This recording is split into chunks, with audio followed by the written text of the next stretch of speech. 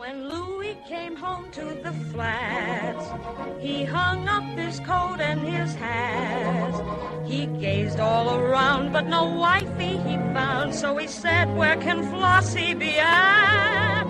A note on the table he spied. He read it just once, then he cried. It ran, "Louis dear, it's too slow for me here, so I think I will go for a ride. Meet me in St. Louis, Louis, meet me at the fair. Don't tell me the lights are shining any place but there. We will dance the hoochie." Oh, I don't know that there's even anybody left in St. Louis dancing the hoochie coochie. I think they're all gone. They're all on their private planes, flying home, having cocktails. I guess that was last night that happened. All right. So if you're listening now and you watched the debate last night and then you went through the Access Hollywood tape fiasco before that and you're just in a fetal position and you just don't want to talk about this stuff anymore, too bad. Cowboy up. This is your democracy. You're just going to... I actually know people who just are dropping out now. They can't watch the debates. They can't watch coverage. I had house guests last weekend. I had a clip of Rudy Giuliani and Jake Tapper battling, and the husband got up and ran out of the room. He couldn't be in the room with it. So we don't approve of that kind of avoidance here at the Colin McEnroe Show. You just have to do it. You have to put your goggles on and dive in. All right. So in a little while after this excellent first segment, we're going to talk to David Yaloff, who's a professor and department head of political science at UConn. He's something of an expert in the history and tradition of debates. He's also a constitutional scholar. So we're going to talk to him about debates, but we're also going to talk to him about we'll take advantage of his being here to talk about the very brief conversation about the Supreme Court last night. Very brief conversation about the Supreme Court. And at the end of the show, our own Jonathan McNichol is going to tell you what it's like to be at one of these debates. We sent him out to Hofstra. He didn't really have that good a time, but we got something out of it anyway, which is an audio essay that I think you're going to find a lot of fun. Meanwhile, right now, we're very excited to have back with us one of our favorite political analysts, one of our favorite guys who's kind of covering this race. We have a lot of people from the Washington Post on the show on Mondays. We've had Chris Cillizza, we've had David Farenthold, but Phil Bump I think we've had more often than anyone else. And I really like this Washington Post. I had never actually heard of it before this campaign, but it's an excellent newspaper. So Phil Bump's been writing about politics for The Fix at the Washington Post. I don't know what has actually done to his psyche to be this close to the toxic materials of this campaign, but we'll find out how he's doing right now. So Phil Bump, maybe we can let's start with the most current thing, and then we can kind of work backwards. Sure.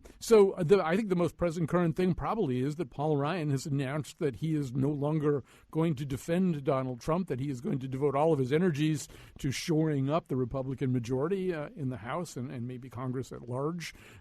This does seem kind of significant. I mean, there have been so many significant things over the last 48 to 92 hours, but this is a big part of the march of the penguins away from Donald Trump, isn't it? Yeah, I mean, I think that one of the things that's worth bearing in mind is that this is actually the Paul Ryan thing is already an hour and a half old. So, of course, something more pressing has already emerged, which is a new poll, which I think helps explain why Paul Ryan might be taking that stance. So Paul Ryan, yes, over the weekend in the wake of this tape that that the Post first reported on, all sorts of Republicans were bailing on Donald Trump for a variety of reasons, some of them just because they'd been looking for an opportunity to do so. I don't think it's terribly new that Paul Ryan is not super enthusiastic about getting on the stump for Donald Trump, but a new NBC Wall Street Journal poll that just came out, which is the first one conducted after all of the research or after all of the hot mic stuff came out, shows that a huge shift away from Donald Trump and, importantly for Paul Ryan, a 4-point swing towards the Democrats just on the generic congressional ballot, which is, of course, the thing that Paul Ryan is most concerned about. I think that it's obviously that. I didn't even know about that poll, but that is how fast things do move. I think it may also be at a personal level. You know, he had that experience in Wisconsin on Saturday, was it? Saturday. So it's called the Fall Fair or something like that. He came out. It was going to be a scheduled appearance with Trump. Then it was going to be with Pence. Then it wasn't going to be with Pence. But when he came out and talked about what he called the elephant in the room, you know, a lot of Trump supporters there, the hardcore, were there just booing the crap out of him. And I think at some point, you know, at a personal level, I mean, I'm sure he looks at numbers and he's a very smart and calculating guy, but I think also he's thinking, well, these people are never going to accept any kind of moderating statement that I make. They won't accept anything but 100% Kool-Aid. So what's the point of appeasing any of these people? Right. Yeah, no, I mean, I think that, you know, the job of being Speaker of the House, leading a Republican caucus, you know, we know that it's tricky for precisely the reasons that you saw erupt over the weekend, which is that there was this part of the Republican base that, as it turns out, is very big and votes a lot, which is why Donald Trump is the nominee, but who reject traditional Republican politics. Paul Ryan stepped in once John Boehner was like, the hell with this, and, you know, moved back to Cincinnati. Paul Ryan stepped in and, you know, and took the reins here, and he had done a decent job of navigating the tension between the two parts of the Republican Party, but then Trump just ripped that all open. And so Paul Ryan had tried to go through this thing. Yes, I'll endorse Donald Trump. No, I'm not going to be super fervent about it. And then, you know, this whole hot mic thing sort of forced his hand. He couldn't stand there with Donald Trump. I think he knows now that Donald Trump is almost certainly going to lose, is almost certainly going to be a disaster for the Republican Party. And yeah, but he still has to stand there and deal with the people shouting at him, just as, you know, on the House floor or, you know, in the House Republican caucus, he's going to have to deal with members of his congressional caucus yelling at him as well. So the other thing that we've been seeing, and I know you've been kind of tracking this over the last 12 or so hours, is obviously, you know, everybody saw last night's debate a little bit differently, but you've been looking at sort of the Breitbartiest response, I think, to use your coinage. Tell us about the Breitbartiest response to the debate. So one of the things that I thought was remarkable about the debate was that Donald Trump was making all the arguments he always makes at all of his rallies, right? I mean, like, if you've paid attention to more than one of his rallies over the course of the past 6 months or so, you heard every argument he made. Hillary Clinton is the original birther. You know, she should be in jail. I mean, all of these things are things that he says commonly, but we sort of expect it at the rallies, and we don't expect it at the debate. And I don't know why we didn't expect it at the debate. In retrospect, it seems like obvious that, of course, he should bring all this stuff out and say it to Hillary Clinton's face, except for the fact that he seemed sort of timid in the first debate. But that's what he did. And so he unleashed all of these, you know, really sort of out there conspiracy theories and arguments, many of which have no validation, and he didn't really provide much context to it. So it must have been confusing to a lot of people. But that's, you know, what he spent the first probably half hour of the debate doing, was just, you know, laying into these arguments that, you know, are basically baseless. And Hillary Clinton just sat there and laughed, which I think is probably all you really can do. But what it shows is that he has always believed that if he just goes out there and is aggressive and is, you know, is a quote unquote truth teller, which of course is inaccurate, but that's why people love him. That's why he did so well in the primaries, and that can lead him to victory in the general election. And it's true, it did do him well, and it's true that is why he won in the primaries, and it's absolutely incorrect that it'll help him in the general. Right. So Bill Bradley famously wrote a book more about his basketball career called A Sense of Where You Are. And this seems to be something that Donald Trump didn't have last night. In other words, there's things that you can say that don't really stand up very well to scrutiny, you know, things that you can say, you can claim, as you pointed out, that he did last night, that you know, Hillary Clinton published a picture of Barack Obama in some kind of garb, kind of African garb, when in fact that appeared on the Drudge Report with some thinly veiled and never substantiated sense that it was sourced from the Clinton campaign. Stuff like that. Well, I mean, nobody's ever going to question you about that at a rally, and probably people, you know, if you're going negative on Clinton at a Republican debate, you can say all kinds of things about Clinton, and all you'll get are other heads on the stage nodding. There's just a way in which you know, a presidential debate has a kind of gravitas and status and a different kind of focus and a different kind of audience. And last night it did seem, as you're saying, as though he just kind of thought he was in one of his much more familiar environments. Yeah, exactly. But I mean, again, I think that the reason that he did that is because he finally felt free to do it. I mean, look, this new poll that just came out, Donald Trump finally actually has pollsters working for him. I'm almost certain that he knows that the hot mic tape was a complete disaster for him, that he is at best a long shot, if not totally out of the running at this point. This is only one poll. I'm getting a little ahead of myself. I have to add the usual qualifiers, but he's in a really bad spot. He was in a bad spot before the hot mic tape, and that only made it worse. And I think that part of the reason that we saw him behave the way he did last night is, him saying to hell with it. And, he clearly doesn't like Hillary Clinton on a personal level and wants to, do whatever he can to be aggressive toward her. And I just, from the standpoint of a debate itself, it was not something we're used to saying. But then he also, said things like, if I were president, you would be in jail, which has alarmed a lot of folks for totally understandable reasons. And just, it's the sort of thing that one wouldn't normally need to think you have to say doesn't really have a place in our politics because no one would have ever done it before. But that's Donald Trump. Well, yeah, and I feel as though we're all struggling to understand which things are pivotal and which things are kind of de rigueur.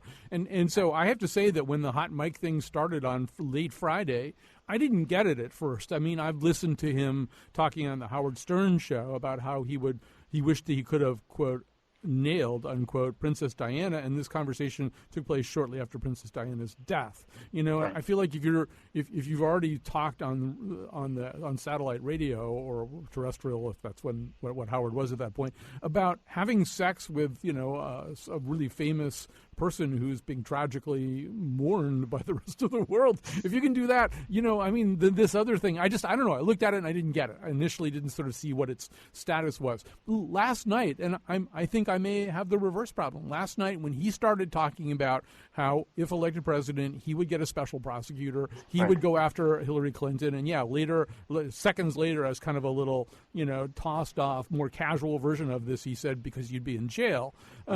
I just thought this is a very sharp turn. I've watched a lot of presidential debates in my life. Candidates do not threaten one another with imprisonment if they win. I've just never seen anything like that. It struck me as an unbelievably dark and a little bit frightening moment. I don't know. I feel like this morning it's not it's not leading every story. I'm clearly I heard this a little differently maybe than the whole world did. Yeah, I think that part of the challenge that we're facing broadly in this campaign is the fact that Donald Trump is so outside of the norms of what we expect from presidential politics that he, and so within the norms of what we expect from other entertainment, that it's sort of hard for people who don't spend a lot of time paying attention to presidential politics, God bless them, to understand why it is that people who do spend that much time are so baffled and or alarmed by the things that Donald Trump says and has said, right? Him saying that jail thing, yeah, that's a great zinger, and his team tried to play it off as a joke today. It's the sort of thing that, a guy might say in the penultimate episode of Survivor when he wins his whatever the hell it is, right? But it's not the sort of thing that you say in a presidential debate because the words have real ramifications. And, one of the things I pointed out last night is that in every poll that the Post has done over the course of this year, more than half of the country has viewed Donald Trump as unqualified to be president of the United States. And the reason why they say that more than any other reason is because of his temperament. And I think that last night, if he needs to get people to think he's qualified, and to do that, he needs to prove to them he has the temperament to be president, comments like that, much less his whole aggressive in-your-face pointing at Hillary Clinton style, all of those things, I think, only made that problem worse. The other moment that I think most people did agree was maybe it wasn't unprecedented, maybe it was. I can't tell anymore. But, last night he did. We used to talk about Sarah Palin going rogue as a running mate who might say things that weren't even countenanced by the top of the ticket, John McCain. Last night it was kind of the reverse of that. Mike Pence had said some things that seemed like pretty conventional wisdom about what U.S. policy towards the Assad and Putin axis has to be, and how we have to think about those things. And Trump said, I haven't been talking to him about that, and I don't agree. Right. I've never heard anything like that. I mean, that thing, it was interesting to me. That was actually the thing that people on Facebook and Twitter were most interested in, which sort of surprised me. I didn't know that everyone would be as sort of blown away by that as I was. I mean, Donald. Let's just very quickly walk through Donald Trump's relationship with Mike Pence. At the outset, he is convinced to choose Mike Pence. At the last minute, tries to talk to other folks and see if he can dump Pence and pick someone who he actually wanted. Gets stuck with Pence, tries to play it off as though everything's hunky-dory. Over the course of the campaign, then they're rarely seen together. They're rarely seen together at the announcement. Then after this, there are these rumors that Mike Pence is very unhappy with the hot mic tape and so on and so forth. And then on the debate stage itself, Donald Trump, and Mike Pence does yeoman's work last week of defending essentially everything that Donald Trump has said to date, with sort of a gentle shake of the head. And then Donald Trump sells him out during the second presidential debate. I mean, it is very much in line with the relationship the two have shown over the course of the past several months, but it's just baffling. And then, of course, this morning, Mike Pence is like, no, he just misunderstood, which is, very Mike Pence as well. We're talking to Phil Bump, who writes about politics for The Fix at the Washington Post. So I feel as though for people in your position, people who cover the campaign, that we're at a coverage juncture, too, in the sense that so much of what has driven the campaign so far has been essentially content created by Donald Trump. I mean, Donald Trump goes somewhere, he says something, he does something. There's a lot of cameras there and a lot of people with notepads and tape recorders, and they all write it down, and then we all talk about it and think about it. And so, but it seems as though right now, just to come back to the Paul Ryan thing, that everything else is kind of the story right now. That in some ways, last night was maybe one of his last chances, if it even was a chance for him to change the narrative a little bit, to somehow or other take back some of what he lost over the last week or two, and that he didn't really succeed in doing that. And that so much of I don't know, if I were covering this story and I could go anywhere I wanted to and had to go anywhere that I thought was important, I'm not sure I would follow Donald Trump around anymore. It seems like the story's moved somewhere else, and that in many respects, the rest of the Republican Party, what they're going to do about this fly in their ointment, is a bigger story than anything the fly does. I think that's true. I think it is true that we are close to entering the post-Trump conversation. But I think it's a disservice to move to that point before people vote, right? He still is a major party candidate. There still are any number of things that could happen between now and November 8th, including, massive tragedies. There could be some sort of, huge terror attack. There are all sorts of things that could happen. Deus ex machina sort of stuff that, has nothing to do with what the candidates themselves are doing. But, this race is not over. And, I think that it's important to continue to push forward, the way you normally would covering a presidential campaign. But that said, I also think it's important to do it within the context of Donald Trump is in an extremely bad position, is extremely likely to lose, barring some sort of major event. But I still think it is, it's important to the extent that Donald Trump and Mike Pence outline any policy positions and say what that is that they want to do or stand for, in part because Donald Trump is ostensibly the head of the Republican Party at this point, right? And so as he is out there on the stump talking about what he wants to do, those are things for which the Republican Party then necessarily becomes accountable. And so I think it's important from that standpoint, too. What Donald Trump does over the next month may not do anything to change the results of the election, but it will very much inform how the Republican Party moves forward from November 9th on. We're talking to Phil Bump. Just one area I want to get into, and then I know you have to commit acts of journalism, so I'll let you go off and do those. But, another thing that happened last night, which is pretty unprecedented, was this almost kind of Mr. Burns from The Simpsons-like plan to, first of all, seat the accusers, the women who'd accused Bill Clinton of various kinds of sexual effrontery. First of all, in the Trump family box, I guess somebody from the Commission on Presidential Debates, or somebody anyway, told me he couldn't do that. But still, they're sitting there in front of Dick Durbin. And I mean, obviously, we've seen people used as various kinds of window dressing at all kinds of major events in the past. And actually covering maybe state races, I've even seen something almost akin to this, where somebody's seated in a prominent place who's going to make somebody else uncomfortable. We also saw it in The Godfather, where the guy's brother was brought back from Sicily to sit there during the congressional hearings and make the guy freeze. But I don't know. I mean, in terms of presidential debates, I mean, there are flat-out rules, and then there are mores. There are things that you either do or you don't do, and this felt like sort of going to a whole new place, maybe just out of desperation because of the hot mic tape. Yeah, no, I think it was. It was interesting in part because the hot mic tape wasn't Clinton's fault. Right? Okay, I mean, that was something that NBC dug up and the Washington Post got the scoop on. It had nothing to do with Hillary Clinton's campaign, and yet Hillary Clinton was who he lashed out against, and which I think reinforces your idea that it was desperation. One of the things that I think is good, I mean, the Commission on Presidential Debates has gotten a lot of flack for a variety of reasons, a lot of them warranted, but I think it is good that they do see themselves as standard barriers for decorum, right? And that they have a very set process that they go through. They have, rules around what can and can't happen, which I think, normally we have presidential campaigns and presidential candidates who, to the extent that they push the boundaries of decorum, don't push very hard.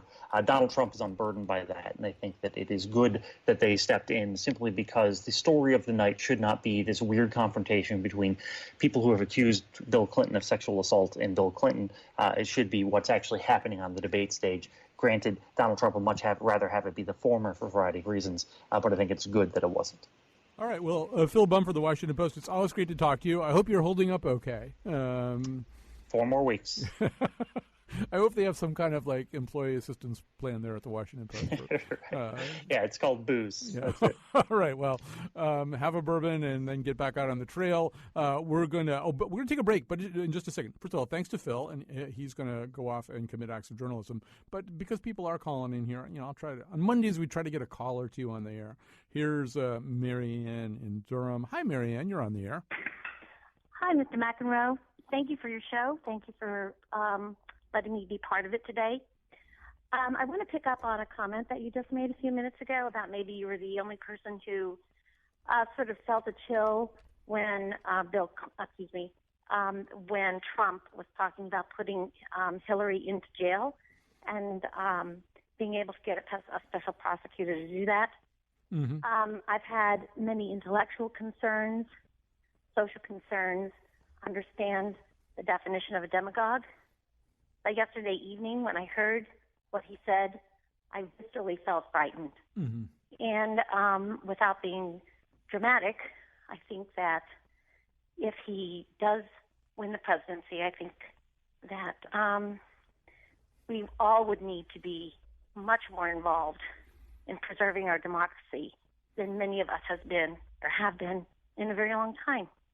I would agree. I mean, one thing I also thought last night, I thought back to 2009 when there were many people who wanted newly elected President Barack Obama to do something about the Bush administration, the feeling that war crimes had been committed, that the Constitution had been subverted, that there were people who were prosecutable and needed to be prosecuted, maybe even to send a message to the rest of the world that yes, making torture a part of sanctioned policy, holding people without charges, those were things that the U.S. didn't do, wouldn't do, and is now going to prosecute the people who did. And you know what? Barack Obama made a different decision. He weighed this out the way he always does stuff, and he decided that it would divide the country too much and that he wasn't going to do it. I'm sure, being a constitutional scholar, he understood whether or not it made sense from the point of view of the Constitution to do it, but he made a different kind of calculation. He said, and that calculation has been made many other times when presidents have said, newly elected presidents, we have to put the past behind us.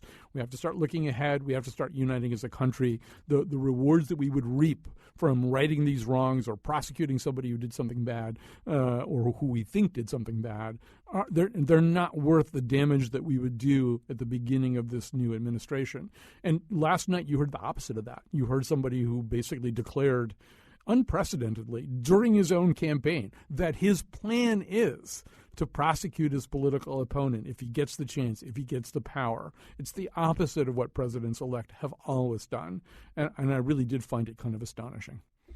Well, you're much more eloquent and obviously know much more about political history than I do, but thank you for bringing all that education forward to your listeners, and thank you for giving me a lesson in the democratic process. All right. Well, you're going to hate tomorrow's show. Thank you for your show. All right. Thank you. You're going to hate tomorrow's show. I'm just warning you right now. Tomorrow, we made a decision. We do get a lot of pushback from Trump supporters, understandably, who feel that this show is unsympathetic. I can't even say it with a straight face. Unsympathetic to Donald Trump. That's absolutely true. I regard Donald Trump as a civic emergency, not so much a political candidate, but as something that ought to make sirens go off. But tomorrow, in response to these complaints and also out of just pure curiosity, we are going to have only Trump supporters on. We booked a bunch of them. They are going to be treated, respectfully, and they are going to be heard out. I'm going to set up a couple of ground rules, but I'm warning all of you right now that we are going to let them have their say, and maybe more than Donald Trump let Hillary Clinton have her say last night. I'm going to try not to be an interrupting cow. So that's going to be tomorrow. Right now, we're going to take a little break. We're going to talk about a little bit more about the nature of debate. And also, since we're going to have a constitutional scholar with us, we might as well also talk about the tiny little moment where the Supreme Court got discussed last night. All belongs to you. Every man a king, every man a king, for you can be a millionaire. If there's something belonging to others, there's enough for all people to share. All right. Last night in St. Louis, we saw something that was at least called a debate. Just because you call something a debate doesn't mean it really is one. We want to talk about debates, what they really are, and whether or not debates such as the one that happened last night contribute anything to our understanding of a race or can even change a race. To do all that is with us is David Yalof, professor. He's not president yet. I think we're working on that. Professor and department head of political science at UConn, and since he's also an expert on the Supreme Court, we'll also ask him about the tiny little moment last night where they attempted to talk about the Supreme Court. So first of all, David Yalof, I have to say that it turns out that I have forgotten more things about debates than I actually remember. Until I read Jill Lepore's piece in the New Yorker, I had forgotten that there weren't any debates from 1960 to 1976, no televised presidential debates. They did it in 1960 and then they stopped for 16 years. I'd forgotten that there was a primary debate in which, a Democratic primary debate in which Phil Donahue just introduced the two candidates and then didn't say another word and just let them talk.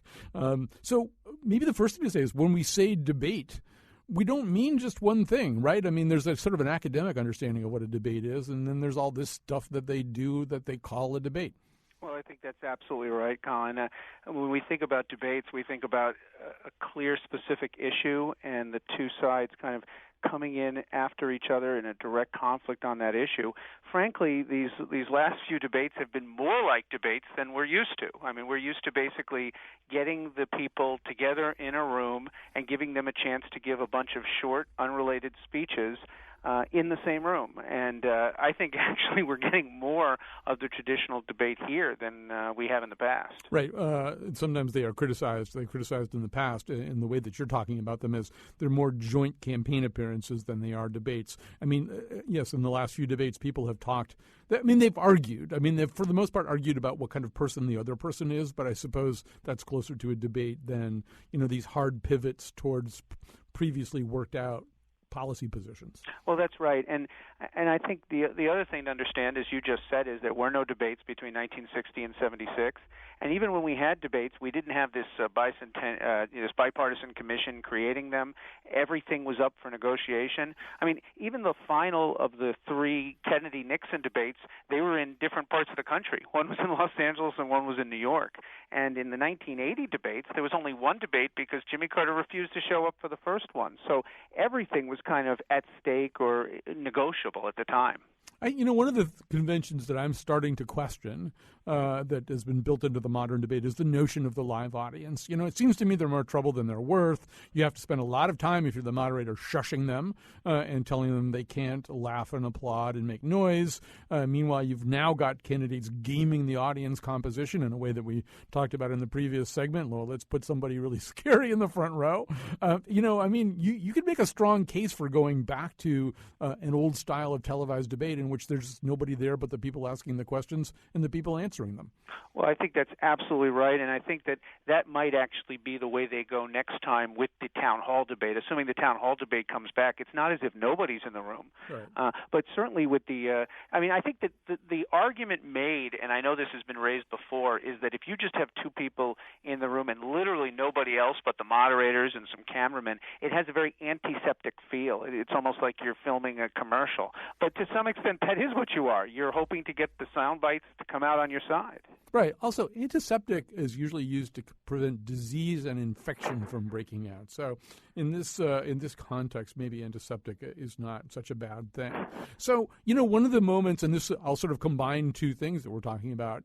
You know a lot about debates. You also know about the Supreme Court. So, one of the opportunities to have a really interesting conversation last night came when one of the people in the town hall group asked a question about, who are you going to appoint to the Supreme Court?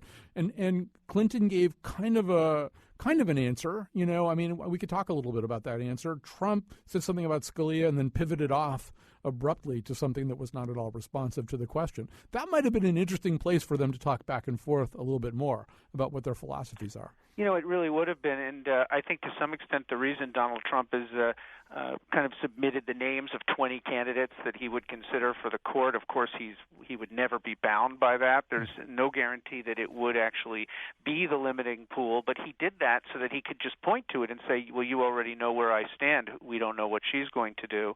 But I'm glad you raised that. A lot of people come up to me and say, I'd like to just sit at home and avoid this entire election, but the Supreme Court is at stake. That's kind of even if there's no legislation that comes out of anything because of filibustering and polarization, surely the U.S. Supreme Court will be influenced, and they're right, it will be. So in the past, as you know, Colin, you'll get about a minute and a half on the Supreme Court, and it usually just consists of a restatement that I'm pro-choice or pro-life. You had an opportunity last night to have a serious conversation about that, and it kind of just got whisked away. I was surprised, but there may be an actual significant and substantive reason. I was surprised that Clinton didn't hit Citizens United harder. She talked about issues that attend to the case of Citizens United, and she talked about wanting to get money out of politics. I can't remember how exactly she put it, but she didn't really say. I guess maybe it's she's enough of a conventional, traditional, old-style, non-Trumpian candidate, so maybe she wouldn't be comfortable saying, I'm going to appoint Supreme Court justices until I get Citizens United overturned. Or, of course, she does get a lot of money from corporate interests. Maybe she's, I don't know. It seemed like a nice moment for her to say something about that case. Well, that last point is actually a very good one. The truth is she's spending a lot more money from donors than Donald Trump in this particular campaign. I mean, on that one point, narrow as it is, Donald Trump does have a point. And so from that standpoint, she is, I think, nervous, as Barack Obama was, to spend a lot of time complaining about a decision that the Democrats weren't hurt by, maybe even arguably were helped by in the 2012 election. And she has spent far more money and will continue to spend far more money than Donald Trump on this election.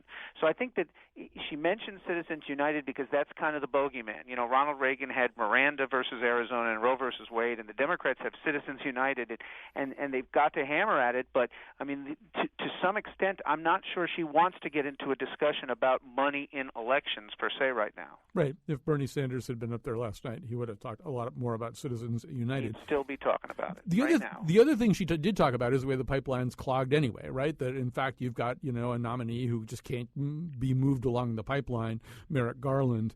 And that's something that we've almost lost sight of or forgotten about in all this, that even before things got as broken as they are right now rhetorically, we had a structural break in the way our democracy operates, which is that you can't even get this to a confirmation hearing. Well, it's absolutely right. The polls indicate that people are not worked up about the Merrick Garland nomination, certainly not as worked up as perhaps myself and yourself think they should be. Dr. Akhil Amar down at Yale Law School and some others are predicting that we might actually see the end of the filibuster. And that's because what's going to really stop let's say Hillary Clinton wins the presidency and the Republicans manage to hang on barely to the Senate. They may take the position, we really think the next president should get to decide this, not you. And to some extent, if the filibuster is still there, they'll be able to, keep doing that.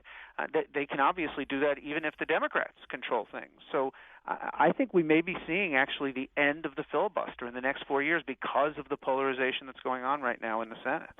David Yaloff, last thing to talk about. I mean, we watch these debates. We watch them as theater. We watch them for whatever reason because we don't dare miss them, I guess. But, the question remains, do they cause elections to pivot? We can point to things like 2012 where Barack Obama had a disastrously bad, by most accounts, first debate with Mitt Romney. The incumbent president right now is named Barack Obama. Dan Quayle got just, leveled by Lloyd Benson, but he became vice president. So is there a case to be made, though, that debates really do matter and can change things? Well, there's several pieces of that. I think there is no case to be made that vice presidential debates matter. When we think about the great moments in vice presidential debates like Benson and Quayle, the person who had the best of those moments generally did not end up vice president. Mm-hmm. And that could very well be the case here if you think Mike Pence beat Tim Kaine. I think the general perception is that he did, but it doesn't really matter. That didn't change polls a lot. It's a lot harder question about the presidency. There is this perception, it's a narrative, that you can stop the bleeding with a good debate performance. But there's no evidence or research to support the notion that a debate has actually changed the face of a particular election. I know that the reason Jimmy Carter was willing to get into finally that debate a week before the 1980 election with Ronald Reagan is because Ronald Reagan was surging and he wanted to stop it. And, that I think is the sense people have. But I'm really glad you brought up that first debate from 2012. I think every incumbent president does badly, it seems, in that first debate. Reagan did horribly against Mondale in the first debate in 84. You're letting this person who is not the president kind of stand up on the stage as your equal. These presidents are not used to that, and it is a kind of equalizing moment for many campaigns. Yeah. David Yaloff, great talking to you as usual. We'll have you back very soon to talk about other weighty matters. I'd like that. Thanks, Colin. All right. So we're going to take a break in just a second here. I do want to say also, I think the other thing that happens to incumbent presidents is, they're sort of not used to this kind of thing. They're used to sort of sorting out various kinds of sycophantism that they deal with on a regular basis.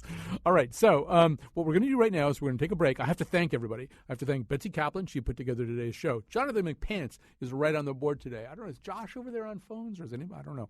I don't know what I actually can't thank everybody because I don't know what everybody else is doing, as usual. But thanks to everybody who did anything. The part of Bill Curry was played, of course, by Martha Raddatz.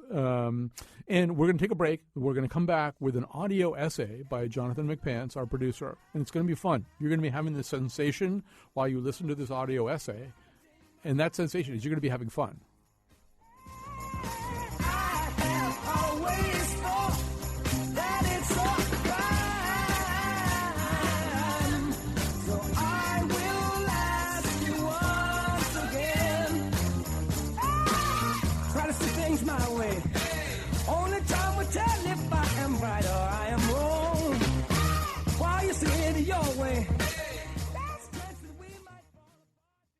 Let me tell you how this segment came to be. So I had decided quite a while ago, quite a while before the first presidential debate, that maybe it would be a great idea just to move the whole Colin McEnroe show to Hofstra University on Long Island. We would do our show from the debate.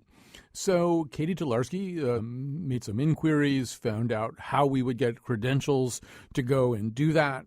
And then Jonathan McNichol, I forget what happened then. What? Did I drop the ball? Was that the problem?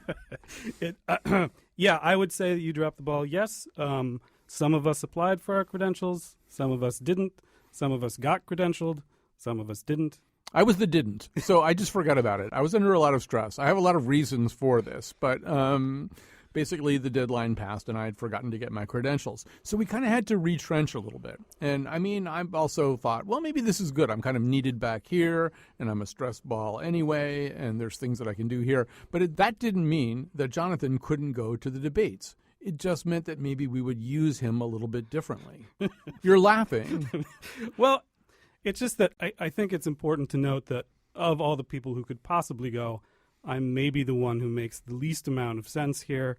I'm like the least a political reporter of everybody involved. I'm like the least a grown-up of everyone involved. I'm the guy who does the shows about, poop and penises. And there I was at the debate by myself.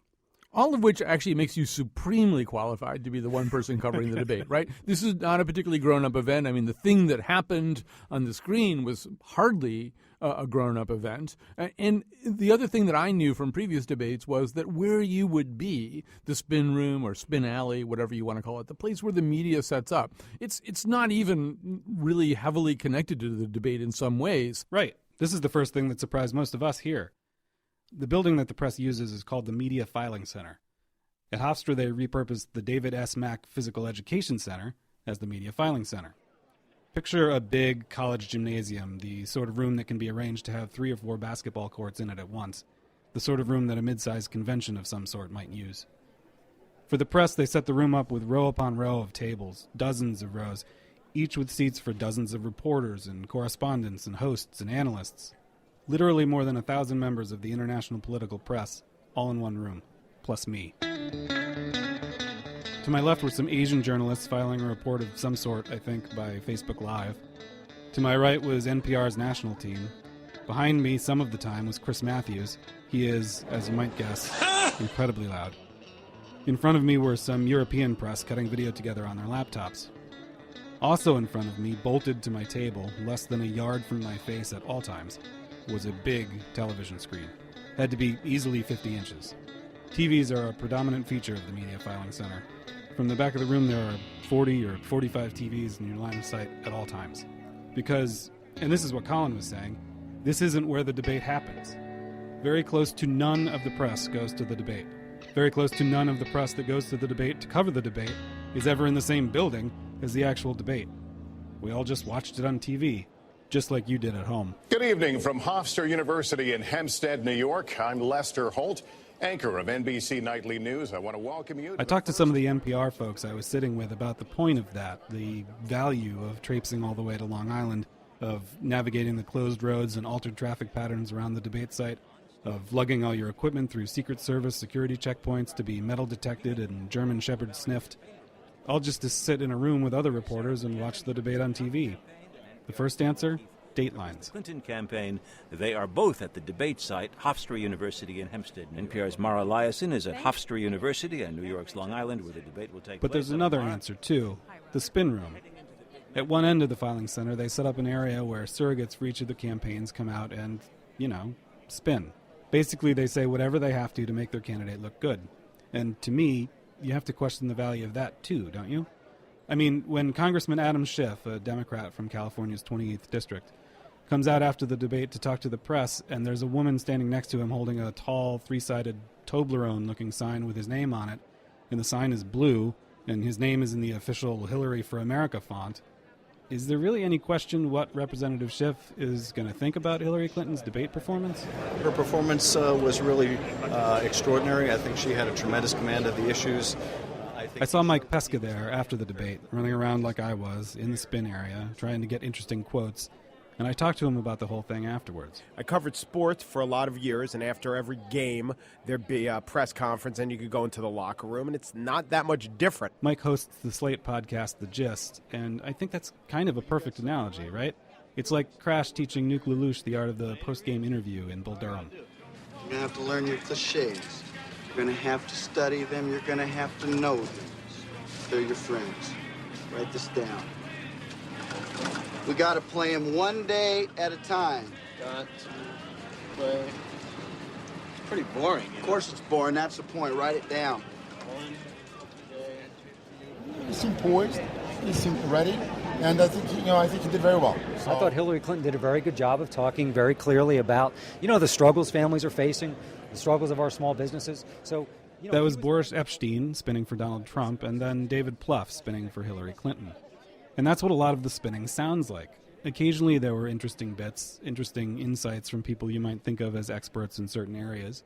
Occasionally there were slightly more forthright-sounding answers. Does he have a solid notion of it? Most of us in government don't have solid notions of it. This is Lieutenant General Keith Kellogg spinning for Donald Trump, talking about Trump's grasp of nuclear armament issues. We understand it. But if you start getting in and you start talking about how many MIRVs are on a Trident II missile and the impact of that on and on and on, that's a whole strategy into itself. What you've got to have, I believe, is the common sense to rely on experts to give you that that information. And second, have the common sense to know what lines can you cross and not cross. So do I think he has it now?